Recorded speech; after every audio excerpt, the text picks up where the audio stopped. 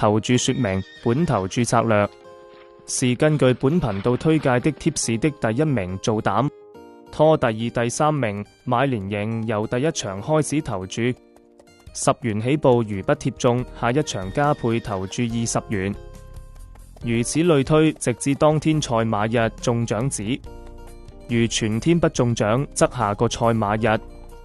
繼續由第一場10元起步重新開始投注。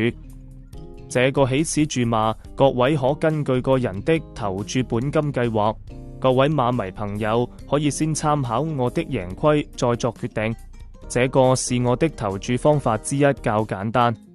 另外，如果其中一場連贏的賠率低於3倍，則該場調整投注比例，將該場高賠率的馬